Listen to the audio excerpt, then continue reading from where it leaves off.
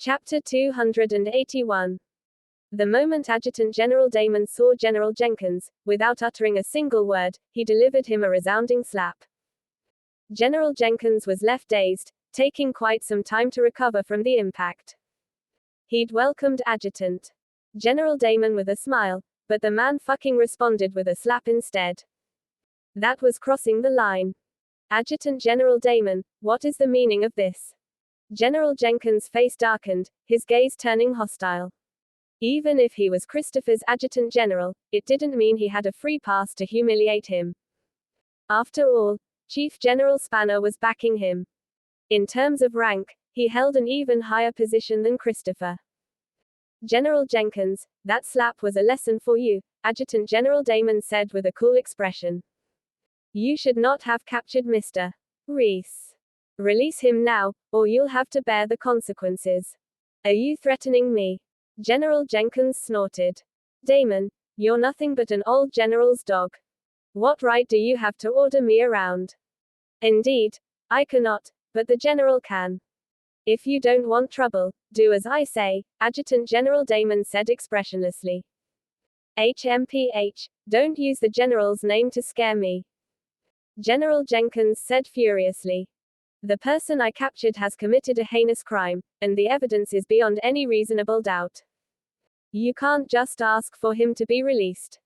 If Adjutant General Damon had spoken in a kinder manner, perhaps he might have released Dustin out of respect for Christopher. But he'd fucking come up to him and slap him. No one would be alright with that. General Jenkins, don't say I didn't warn you. If you choose to remain obstinate, then no one can save you. Adjutant General Damon warned. You think I'm scared? General Jenkins said, glaring at him. To tell you the truth, I am Chief General Spanner's subordinate. If you want to lay a hand on him, you'd have to ask for his permission. It seems like you really won't release him. Adjutant General Damon frowned. No. Even if God asked, I wouldn't release him. General Jenkins bellowed. Fine. I hope you won't regret it. Without another word, he got into his car and left, leaving General Jenkins to choke on the exhaust. Damn it, that dog. How dare he act all high and mighty in front of me? General Jenkins spat on the floor, lifting his hand to caress his stinging cheek. Fuck. He was really unlucky today. First, Bloodbeast had slapped him, and now Adjutant General Damon. Not to mention, it was all under strange circumstances. What's the matter? Jade walked over. Don't ask. A crazy dog from the Murray family came to ask me to release Dustin, General Jenkins said annoyedly. No way. Could that punk have ties to the Murray family? Jade frowned. Who fucking cares? The Grant family is also one of the tremendous three, just like the Murray family. Why should we be afraid of them? General Jenkins said, irritated. You have a point. Jade nodded. As the two were speaking, an armed motorcade suddenly appeared on the far end of the road. The Murray family flags decorated the motorcade. Dozens of military trucks were filled with people, blazing their way over. Soon after, they completely blocked off the entire entrance of the base. As the cars came to a stop, over 300 armed soldiers hopped off. The gazes were all fixed on General Jenkins. Tension was palpable in the air, as war was going to break out at any moment. Damon, what do you think you're doing? When General Jenkins saw Adjutant General Damon in the lead, he almost blew his top. How dare you bring so many people to crash into my base? Are you trying to start a rebellion? I am merely carrying out my general's order to obtain your hostage. If you won't give him to me, then I can only grab him from you, Adjutant General Damon said indifferently. The audacity. General Jenkins yelled, his eyes furious. I am the subordinate of Chief General Spanner. Is the Murray family declaring war against him? I'm merely following orders. Anything else doesn't concern me, Adjutant General Damon said without beating around the bush. It seems like there's no more room for negotiation today, is there? Fine. If that's the case, then let's see who has bigger numbers. General Jenkins roared at the top of his lungs. In the next second, a large wave of soldiers surged out of the base. Chapter 282. General Jenkins' men started to face off against the Murray family's army.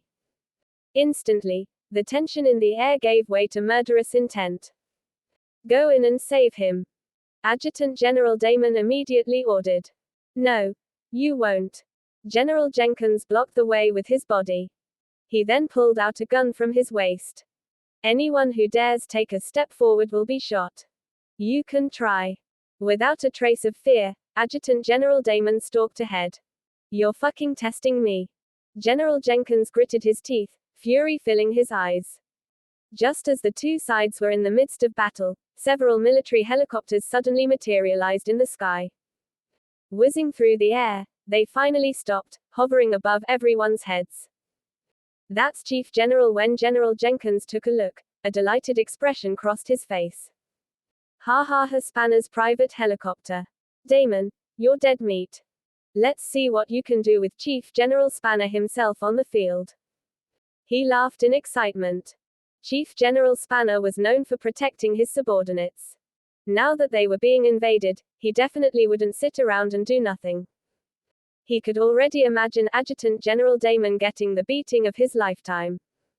As the crowd parted, the helicopter began to descend slowly before landing firmly on the field. Then, the cabin door opened. A handsome young man with a remarkable aura stepped off hastily with a few female officers in tow. Chief General Spanner, you came just at the right time. The moment General Jenkins spotted the young man, he scampered over to welcome him, trying to suck up to him. He then reported, these treacherous rascals are trying to incite a prison break at my base. I hope you'll set things straight, Chief General Spanner. That's right. He committed a heinous crime of tormenting the people. I was just about to torture him, too. General Jenkins said, nodding profuse, torture him. Adam's eye twitched, and a murderous look flashed in his eyes. Where is he? He's tied up right there. General Jenkins pointed in the other direction. Novelban. Adam shifted his gaze, and his eyes immediately widened. Fuck. It really was him. When he first heard Dustin Rhys' name, he still had a glimmer of hope. After all, many people in the world share a name. What if it was just a coincidence? Unfortunately, he still ran into Dustin. Moreover, it was in this fashion. Rhys. Even Chief General Spanner is here. Let's see whether you can live to see another day. Hidden amongst the crowd, Jade couldn't help but laugh at his misery. At first, when she saw how big the Murray family army was, she was a little worried. But now, everything would be fine because Chief General Spanner was here. Who would dare cross him? Chief General, this guy is built tough. I tried to torture him earlier but failed. No worries. Since you're here, I'm sure you have a way to deal with people like this. General Jenkins smiled flatteringly, completely unaware of the severity of the problem. Your name is Richard Jenkins, right? Adam suddenly asked. That's right. I am the Deputy General of the White Tiger Army under your command. I didn't think you'd remember me. Chief General. General Jenkins' face lit up with joy when he thought he was being acknowledged. Capture him, then strip him of his position and prosecute him. Adam gestured with his hand, and immediately after, two female officers sprung into action, pressing General Jenkins to the floor. Chief General, what did you say? General Jenkins looked confused. Everything was going so well, so why was he getting fired all of a sudden? However, Adam didn't bother to deal with him. He jogged over to Dustin and smiled apologetically, saying, Buddy, sorry about my subordinate. He caused you so much trouble. The moment he said that, everyone fell silent. Chapter 283. Be Buddy. Seeing Adam's friendly expression, General Jenkins was stunned. His mind went blank. The man in front of him was none other than the renowned god of war. He was also the youngest chief general of Dragonmarsh. He reported to no one, while thousands reported to him. However, this all-powerful figure had actually called Dustin his buddy. What the fuck was going on? No, that's impossible. How could that bastard know Chief General Spanner? Jade was thunderstruck. Her eyes were as wide as saucers, and her face was filled with disbelief. According to her investigation, Dustin was just an irrelevant small fry. How could he have a relationship with the famous god of war? Now that you mention it, we indeed haven't seen each other in a long time. Dustin regarded him up and down, then said happily, I must say, you're doing quite well for yourself, you rascal. I think I may need to start relying on you for money soon. Don't joke like that, Adam said with a strange expression. My small place cannot house someone as great as you. Since we meet again today, then allow me to treat you to a cup of tea, Dustin said with a small smile. Someone, come and free him. Adam made another hand gesture. No need. I'll do it myself. Dustin stretched his back, and the sound of metal clinking against each other could be heard. The thick chains on his body suddenly broke into pieces. Everyone's jaws dropped at the sight. Those chains had been forged from dark steel and were said to be unbreakable, but he'd just broken them by fucking stretching his back. It was bewildering. Oh, right. How are you planning to take care of those two? Dustin turned to look at General Jenkins and Jade. Of course, we'll follow the procedure. For kidnapping and torture, no matter how you look at it, that's got to be at least a few decades, no. Adam said indifferently. A few decades. When the two heard that, their faces paled from shock. A lifetime only consisted of a few decades. Were they going to die in prison? No. You can't lock us up. Jade shook her head furiously. The one who's guilty is clearly Dustin. What right do you have to lock us up? What right do I have? Adam smiled faintly. Well, I have more power than you. Does this reason satisfy you? Why, you're blatantly abusing your power. Jade said defiantly. You're right, I am, Adam said bluntly. He was exactly like how General Jenkins described earlier. Why, you can try to lock me up. I am a member of the Grant family. Jade said, refusing to give up. The Grant family. Adam burst out laughing as he tossed her a phone. I'll give you a chance to ask the Grant family for help. I want to see who would dare come rescue you. When he said that, Jade was thunderstruck. She knew better than anyone that the Grant family wouldn't cross the god of war, Adam, for her. Why? Why did things turn out this way? Just who are you? She stared straight at Dustin. Her eyes were filled with surprise, defiance, hatred, but mostly despair. Since you're going to die anyway, I'll enlighten you, Adam replied nonchalantly. The young man you just kidnapped is Logan Rhys, the eldest son of the Rhys family and one of my closest friends. Logan Rhys. When General Jenkins heard the name, he collapsed to the floor, overcome with despair. Now, he finally understood. He finally understood why Bloodbeast had fled in fright, why all those influential figures called him to ask for his release, why General Murray had sent his army, and why Adam was so nervous. Chapter 284. The person he had arrested turned out to be the eldest son of the Rhys family, an existence that could shake the military effortlessly. We were doomed. Blood had drained out of Jade's face the moment she heard Dustin's real name, feeling unbelievably sorry for herself. She shouldn't have tried to revenge Joshua. There was no way a loser with broken arms and a shattered core was worth the lives of her entire family. Jade Grant, this is what you fucking call a nobody. General Jenkins spun around and shot Jade a vicious glare. I never did anything to you, so why the hell are you dragging me into this mess? Jade. Jade was about to burst into tears. How dare you trick me? You're dead meat. General Jenkins roared before leaping toward Jade with his mouth wide open. Things became chaotic as he tore up the woman's face with his teeth. Come on. Let's go have a drink. Dustin ignored them and left with Adam. Meanwhile, inside the East Swinton Hospital ward, Dakota's face hardened after finishing a call. So, was there news about Dustin? Can he be saved? Dahlia quickly asked. He can't. The person who arrested him was General Jenkins from the Grant family. I tried calling the elders, but they said he wasn't listening to their requests. Glenstead's military has no jurisdiction over Belerno. Dakota shook her head helplessly. The Grant family. Dahlia frowned. But why? How did Dustin piss him off? I dug around and heard that he committed a grave crime. Apparently, he barged into the Hummer family's home and began killing people. He even crippled Edwin Hummer's son, Joshua Hummer. Worse, Joshua's fiancée is Jade Grant, the daughter of Sir Robert Grant. There's no way the Grant family would let Dustin go. Easily. He's doomed. Dakota shook her head sadly. She didn't care if Dustin died, but she still needed him to heal her mother, and her mother would be in grave danger if Dustin died now. Dakota wondered if she still had enough time to seek out miracle doctors. Isn't there another way? Dahlia was upset. What if I beg the Grant family? I'll pay any amount, even if I go bankrupt. Nonsense, Dahlia. Florence shrieked. Why should you go so far for a man you divorced? He's helped me too many times.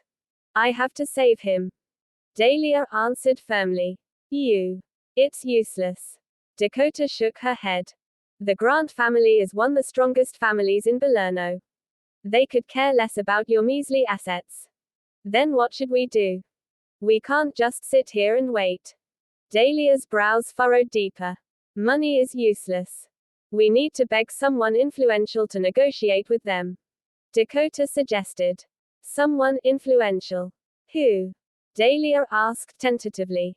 The only one who can stand against the Grant family is Mr. Langford from Stonia. Dakota suggested. Saving Dustin should be a piece of cake if you ask Mr. Langford for help. Mr. Langford. Dahlia was troubled. There was no reason for him to help a stranger like her. That's right. Dahlia. The best way is to beg Mr. Langford for help. I managed to save his number during dinner last night. I'll call him right now. Florence drew out her phone eagerly and dialed a number. While she was worried that her daughter might sacrifice all her wealth for Dustin, she also hoped to push Dahlia closer to Luis. During their meeting last night, Florence realized that Luis had feelings for Dahlia. At the same time, the Glenstead Nicholsons were also hoping for the two to get married. Chapter 285. Hello, is this Mr. Langford? Dahlia has something to say to you. Florence shoved the phone to Dahlia as soon as the call got through. Dahlia. Let me know if you need any help. I'll definitely get it done if I can, a voice drawled. It's me, Mr. Langford. Dahlia responded stiffly. I'll get to the point. I have a friend who's in trouble and has been arrested by the military. I hope you can help me save him. Arrested by the military. Your friend must be into hot water, Luis guessed arrogantly. I wouldn't have turned to you if I had another choice. Dahlia responded tiredly. What's your friend's name? Dustin Rhys. All right. I'll help you on one condition. What is it? Treat me to dinner tonight. Luis responded frankly. Dahlia stiffened, instantly understanding what he meant. You won't refuse such a small request, would you? Luis teased Hall jokingly. Of course not. Dahlia forced a smile. It's nothing compared to what you're willing to help me with. Great. It's a date. See you later. Dahlia hung up after chatting for a while more. Well, did he agree? Florence inquired. He did, but I'll have to have dinner with him tonight. Dahlia was exasperated. That's great. Hurry home and make yourself look good. Don't make Mr. Langford wait. Florence ushered excitedly. Dahlia, you should make good use of this opportunity, Dakota advised with a knowing look. Glenstead is keen to see you and the Langfords take your relationship further through marriage. The Langfords initially had someone else in mind, but Mr. Langford wasn't pleased with her. Instead, he chose you. This is your greatest blessing. You better not waste this chance. Dahlia shook her head. I'm not interested in marrying into a rich family. Who else would you marry? A loser like Dustin. What's wrong with you? Dakota rolled her eyes. You can have anything you want if you marry into the Langford family. Why would you choose to suffer in a tiny place like this? Precisely. You've basically hit the jackpot. You should make good use of this chance. Our family is depending on you to become rich. Florence piped. Compared to Louise, men like Chris Nolan and Matt Laney were nothing. After all, the Langfords were the true aristocrats in Stonia. Their very existence stood at the peak of power. Dahlia glanced at the eager eyes surrounding her and remained silent. She used to yearn for power as well, but had finally realized it didn't matter much to her. Soon, night fell. A jeep slowly pulled into the entrance of Fairy Harbor Restaurant. The doors opened, and Dustin and Adam emerged. Weren't we going to have a drink? What are we doing here? Adam muttered. The wine here isn't too shabby. The wines are brewed in-house. You should try some. Dustin replied. Really? I'll have a taste, then.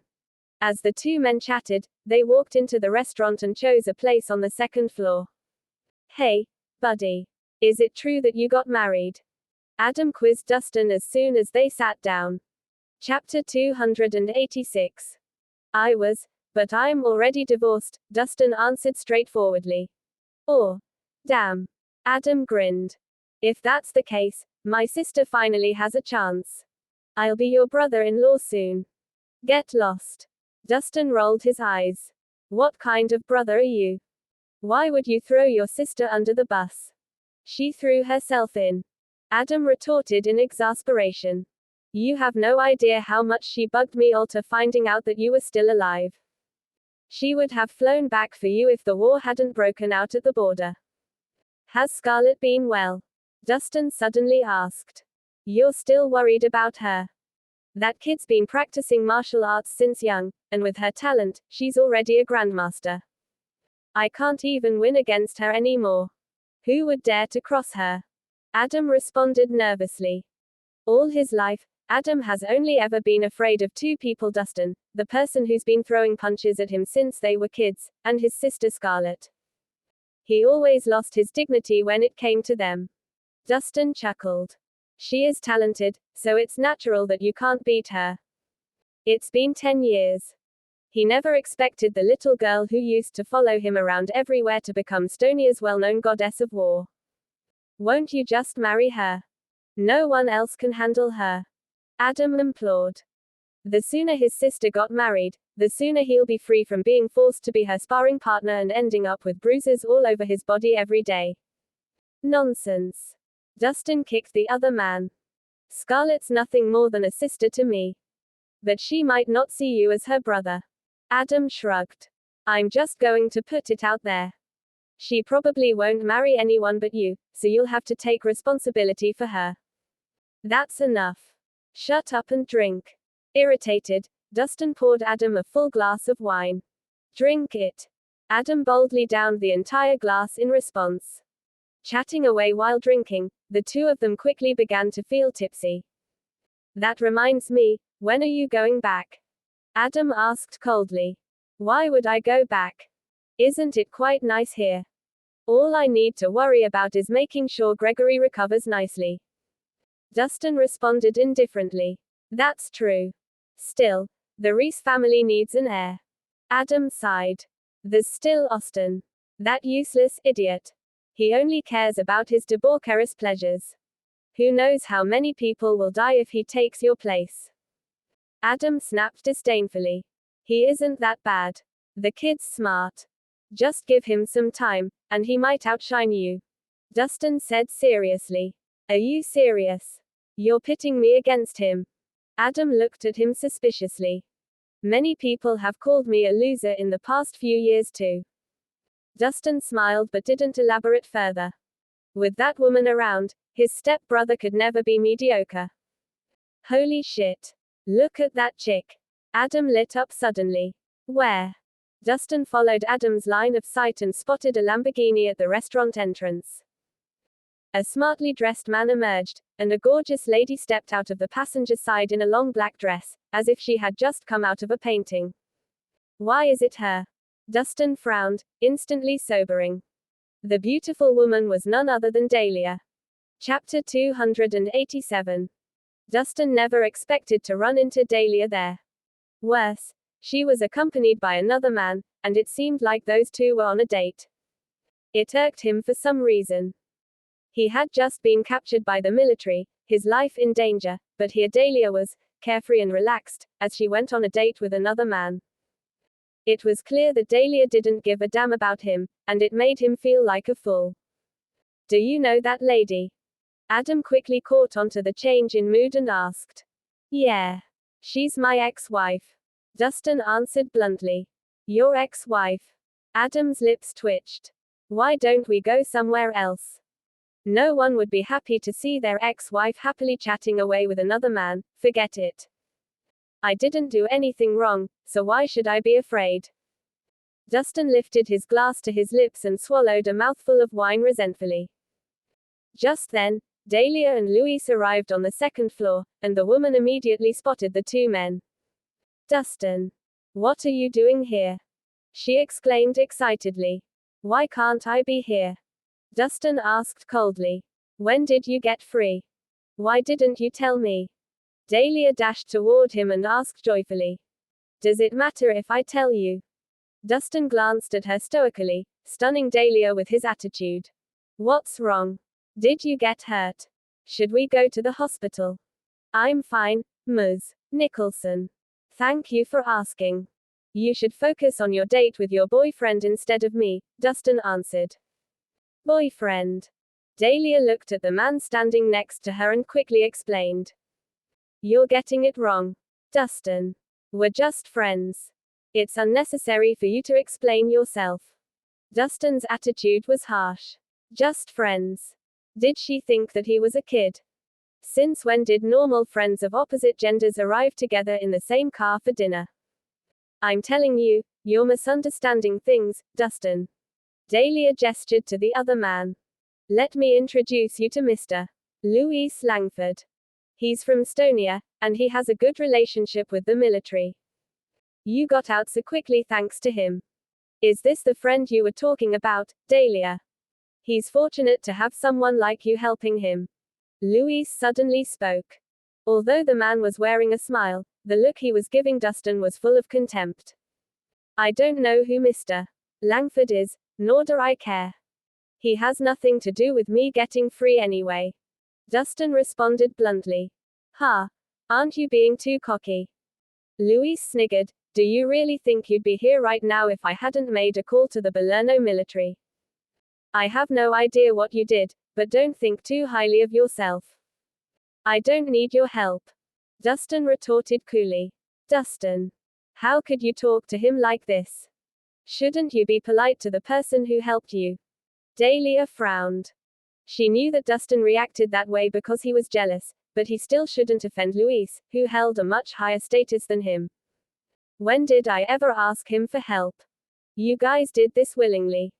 Dustin couldn't care less. You. Dahlia stomped her foot angrily and forced herself to take a deep breath to calm herself. Stop making a fuss, Dustin. What did I do? Was I interrupting your date? If that's the case, I'll leave you two alone right now. Dustin got up to leave right away. Wait. Dahlia instantly grabbed his arm. What on earth is going through your mind? I told you that we're just friends. Why won't you believe me? Chapter 288. Just friends, eh? Then you won't mind going home with me right this instant. Dustin snapped. But, Dahlia frowned and glanced at Dustin and Rhys, troubled. Although she didn't have any feelings for Rhys, the man had helped her, so it wouldn't be right to turn her back on him now. What's wrong? You don't want to? Dustin sneered. Is this what you call an ordinary friend? How am I supposed to believe you? Dustin couldn't believe that Dahlia was still hesitating. It seemed that he was even less important than her ordinary friends, and here he thought that their relationship had been improving. It must have been his imagination. Forget it, Ms. Nicholson. You don't have to think about it so hard. We're nothing to each other now. Enjoy your meal. I'll be taking my leave. Dustin shook his head and turned around. Wait for me. Grabbing 2 bottles, Adam hurried after Dustin. He didn't have any experience when it came to love, so he couldn't help Dustin. After stepping out of the restaurant, Dustin remained motionless as he faced the cold wind, feeling frustrated. He was at a loss for how to deal with his emotions. He may have said it was fine, but his heart still stung when he saw Dahlia with another man. Forget about her, buddy. There are lots of women everywhere else. Adam stepped forward and patted Dustin's shoulder. With your skills, it won't be hard for you to get any woman you want.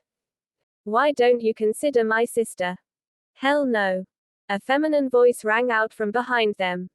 The two men spun around to see a stunning woman heading toward them.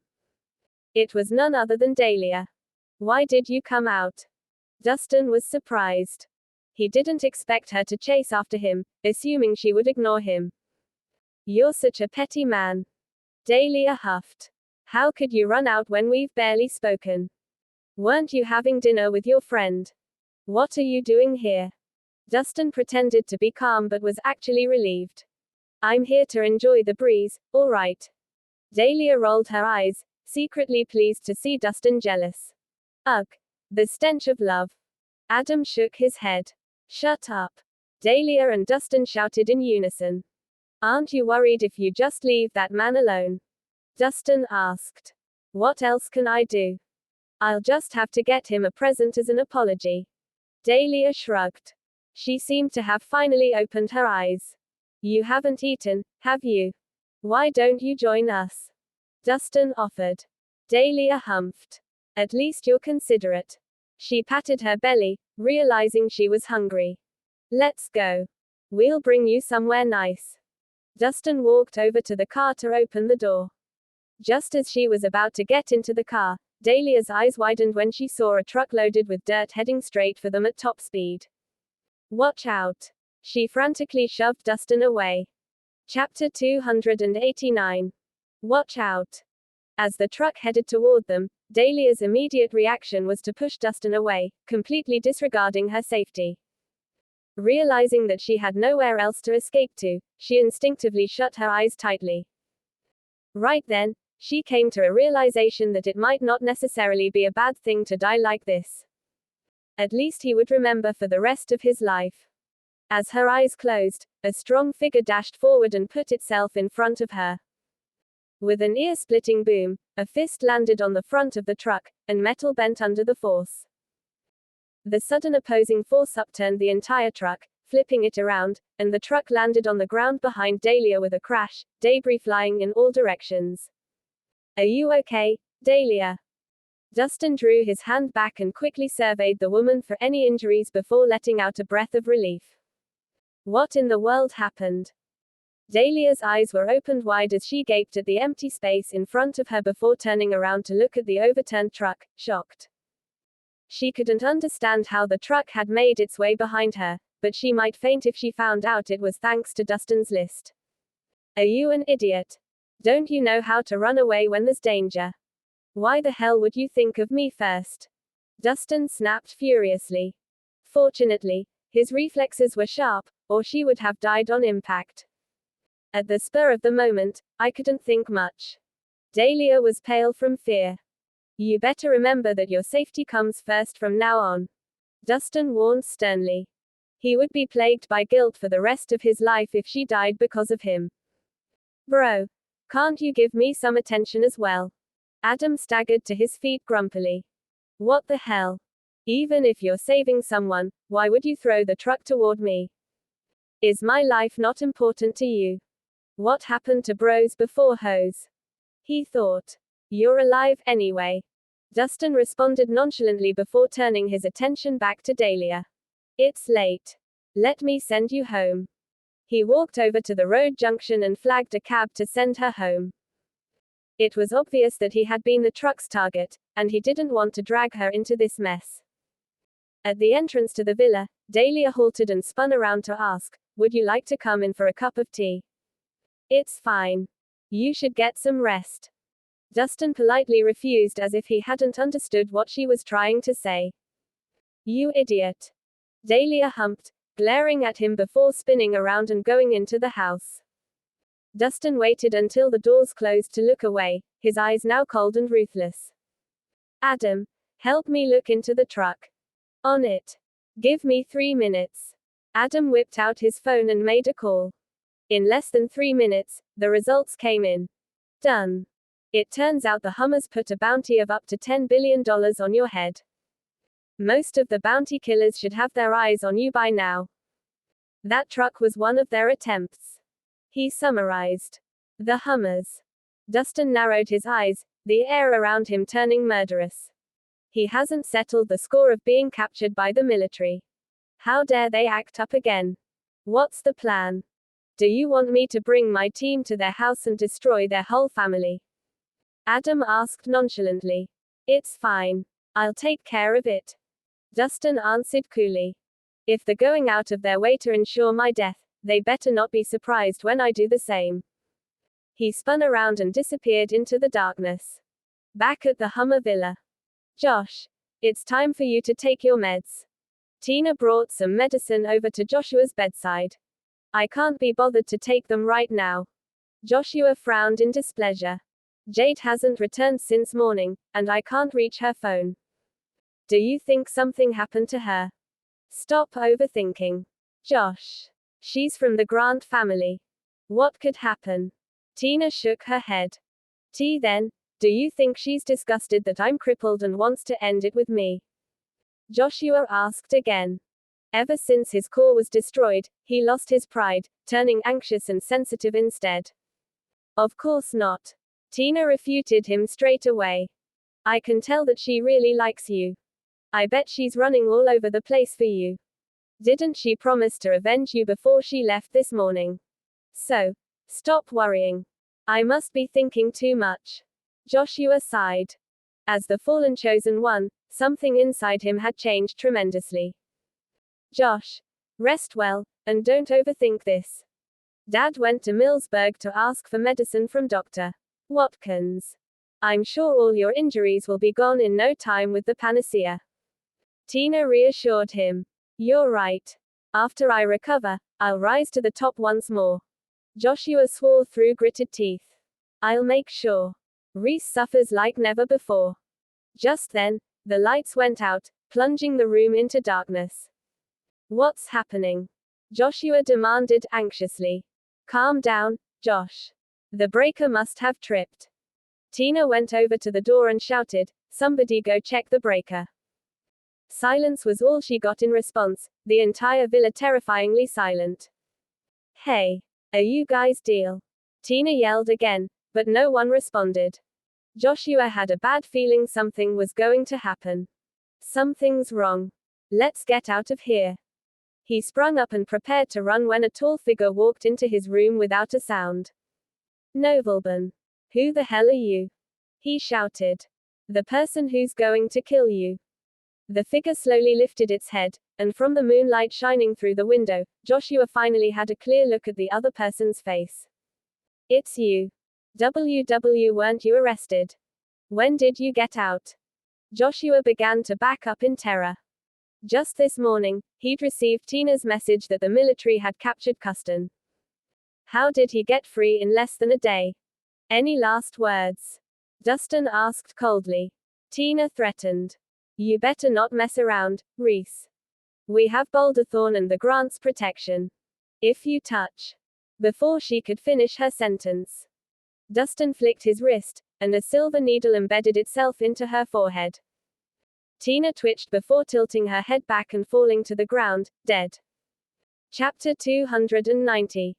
What? Joshua stared at his sister's body incredulously. He never thought that Dustin would be so ruthless, killing without warning. Anything else you want to say?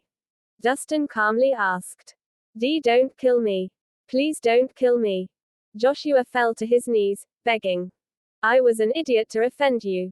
Please forgive me. I swear I won't go against you ever again. You had your chance, but you didn't appreciate it. Dustin's face was void of any sympathy. No. I do. I promise. Please. I'm still young. I don't want to die. Just let me go. I'll do anything you want. I swear. Joshua began ramming his forehead into the floor. He wasn't able to win against Dustin when he was in peak condition, so why would he have a winning chance now? For Dustin, killing Joshua would be as easy as killing an ant. I'm pretty sure that's not what you said just now. Dustin sneered. Didn't you say that you were going to make me suffer like never before after you recovered? And no, I didn't. Joshua shook his head frantically. I would never dare. Where's Edwin? Dustin demanded, clearly having lost his patience. He had searched the entire villa, but there was no sign of Edwin Hummer. I don't know. I heard that my dad went to Millsburg to get me medicine, but I have no idea where he is. Joshua cried. He's in Millsburg, eh? Lucky bastard. Dustin felt regretful that Edwin managed to get away. Are you looking for my dad? Dee, don't worry, I'll let you know as soon as he's home. I'll be your faithful hound from now on. Joshua smiled weakly, grasping at straws. Dustin sneered. You're willing to betray your father. You're worse than an animal. He slowly raised his hand, holding a silver needle. No. You can't kill me. My mentor is the master of Boulderthorn, and my fiancée is the Grant's third daughter. You'll become their enemy if you kill me. People will keep coming for your head, and you'll have to live in Lear for the rest of your life. Joshua roared, going berserk, his eyes bloodshot. You should have thought about that when you kidnapped Natasha. As for the Grants and Boulderthorn, well, I don't care about them. So, you'll definitely die today, Dustin replied coldly. With a flick of his finger, the silver needle lodged itself in the space between Joshua's forehead. No. Joshua wailed with his last breath, the sound resonating in all directions. Early the next morning, inside a mansion in Millsburg, Edwin woke up with a start from his nightmare, sweat blanketing his whole body. For some reason, his sleep had been restless, an ominous feeling constantly. He sprung up and prepared to run when a tall figure walked into his room without a sound. Who the hell are you? He shouted.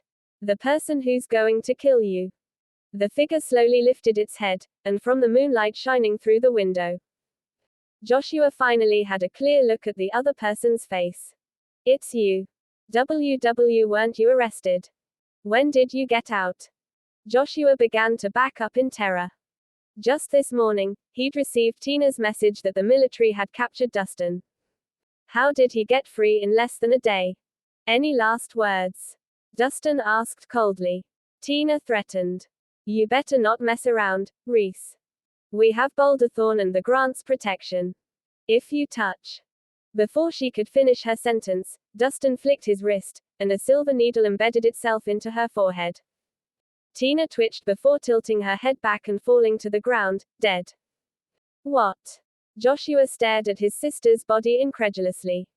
He never thought that Dustin would be so ruthless, killing without warning. Anything else you want to say? Dustin calmly asked. Dee, don't kill me. Please don't kill me. Joshua fell to his knees, begging. I was an idiot to offend you. Please forgive me. I swear I won't go against you ever again. You had your chance, but you didn't appreciate it. Dustin's face was void of any sympathy. And no. I do. I promise. Please. I'm still young. I don't want to die. Just let me go. I'll do anything you want. I swear. Joshua began ramming his forehead into the floor. He wasn't able to win against Dustin when he was in peak condition, so why would he have a winning chance now? For Dustin, killing Joshua would be as easy as killing an ant. I'm pretty sure that's not what you said just now. Dustin sneered. Didn't you say that you were going to make me suffer like never before after you recovered? And no. I didn't. Joshua shook his head frantically. I would never dare. Where's Edwin? Dustin demanded, clearly having lost his patience. He had searched the entire villa, but there was no sign of Edwin Hummer. I don't know. I heard that my dad went to Millsburg to get me medicine, but I have no idea where he is. Joshua cried. He's in Millsburg, eh? Lucky bastard. Dustin felt regretful that Edwin managed to get away. Are you looking for my dad? Dee, don't worry. I'll let you know as soon as he's home. I'll be your faithful hound from now on. Joshua smiled weakly, grasping at straws. Dustin sneered. You're willing to betray your father. You're worse than an animal. He slowly raised his hand, holding a silver needle. No. You can't kill me. My mentor is the master of Boulderthorn, and my fiancée is the Grant's third daughter. You'll become their enemy if you kill me. People will keep coming for your head, and you'll have to live in fear for the rest of your life. Joshua roared, going berserk, his eyes bloodshot. You should have thought about that when you kidnapped Natasha. As for the Grants and Boulderthorn, well, I don't care about them. So, you'll definitely die today, Dustin replied coldly. With a flick of his finger, the silver needle lodged itself in the space between Joshua's forehead. No. Joshua wailed with his last breath, the sound resonating in all directions. Early the next morning, inside a mansion in Millsburg, Edwin woke up with a start from his nightmare, sweat blanketing his whole body. For some reason, his sleep had been restless, an ominous feeling constantly hovering over him. Sir Hummer. One of his bodyguards barged into his room, overjoyed. We finally got our hands on Dr. Watkins Substratumus. With this, Mr. Hummer will finally recover. Excellent. Show me. Edwin's face lit up, his worries forgotten. Here you go, sir. The guard brought out a jade box and opened it, revealing a glistening sheer milky white pill that emitted a sweet, relaxing scent.